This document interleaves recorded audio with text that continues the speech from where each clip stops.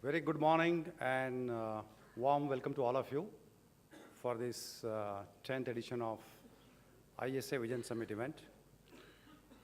Before I begin, I would like to really thank Dr. Radhakrishnan for setting the stage and giving us a very inspiring message as well as some historical perspective which will be very, very important for us as we take this journey of Make in India.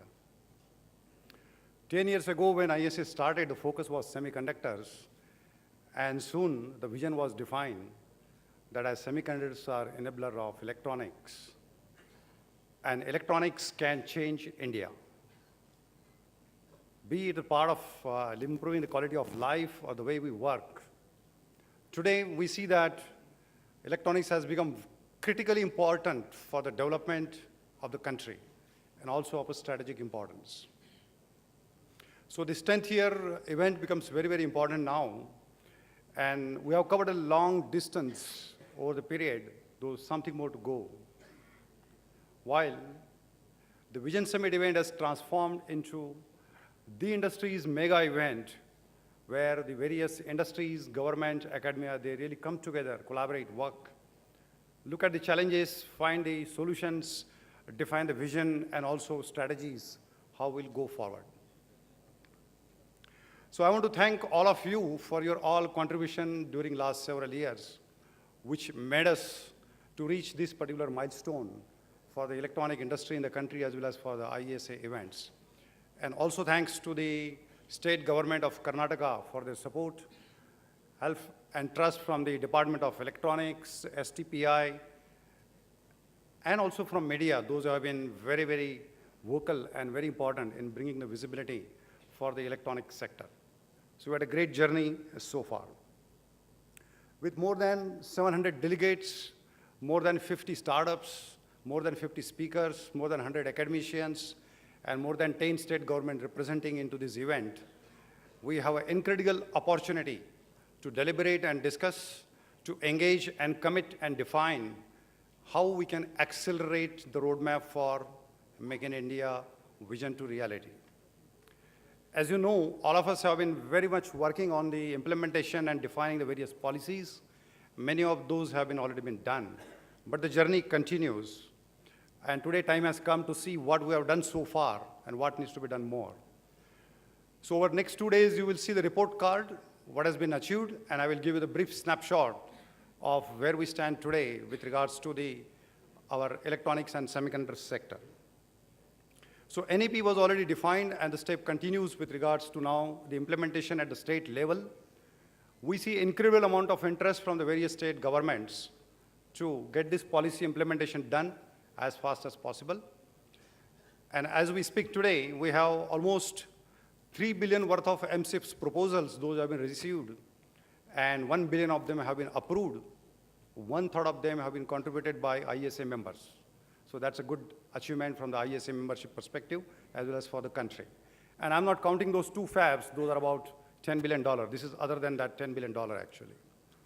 We also have several electronic manufacturing clusters, those are in definition.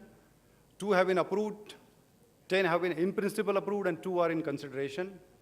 Together we will have very soon 2,188 acres of electronic manufacturing clusters available all across the country, which is an incredible infrastructure that is being created so that whatever vision we define, we execute now and bring it to the reality. In addition to this, you also know that we have the EDF fund, which has been approved now recently, where IESA has been batting for almost several years. Helps us in terms of our startup and incubation as well as the talent ecosystem. There is a policy for the fabless semiconductors and fabless ecosystem, which is being defined, which is in the final stage of approval. And we hope that that can create a potential of about more than $10 billion industry in the country. There is also policy on IoT, which is already draft is prepared, which is comments have been received. And IESA is still working along with various other bodies with the central government to get this finalized, where we see another potential of $15 billion as an industry to be created over the next few years. You are also aware that the PhD scheme has been rolled out, and many industries in the country, including the IESA member companies, are very much engaged so that we create 5,000 PhDs in the electronics and semiconductor sectors finally which is very, very important from the innovation and the design perspective. However, there are still a few more things which could be done. And it is not that always asking to the government, it is also something role which industry has to play. And time has come that we have to really run fast as an industry to come forward with additional investment plans, either directly by ourselves or by attracting the investments, getting some tie-ups done from the global international organizations, because there are very few brands in India right now, and sometimes we have to depend on the overseas or global companies, and nothing wrong in that. We have to also harness our manpower, the engineering professionals, several millions which we produce, so that we sharpen them and they become industry ready, and this talent is utilized for the further future use of innovation and design. Obviously, startup ecosystem is very, very important, where IESA has taken some initiatives along with TIE and various other organizations, and some of you are already contributing to that need to step up and scaled up very, very fast. There are a couple of things which are still pending and which we are batting with the government actually to get approval. One of that is the Electronics Commission, which will help in a long way to streamline and speed up the policy definitions and implementations in the country. Second one is we have been asking for the deemed export status for the ITA1 products, because this is where there is a zero import duty, makes us unviable locally.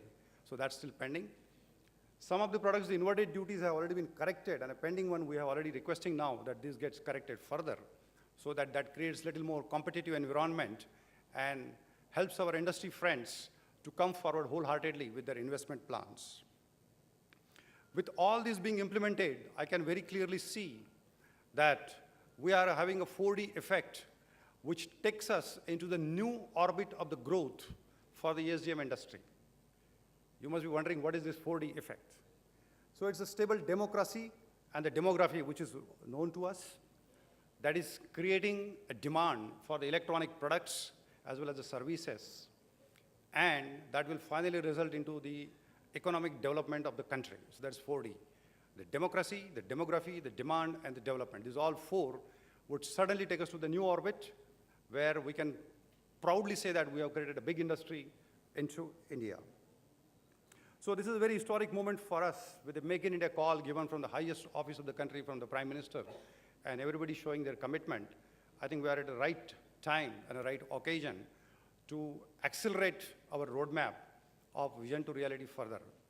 It may not be easy, as it was never, but with all professionals and all the minds coming together, I'm very much convinced that we are going to take these steps further and very quickly get into the speed-up mechanism and scale up all our initiatives so that we accelerate this roadmap of vision to reality.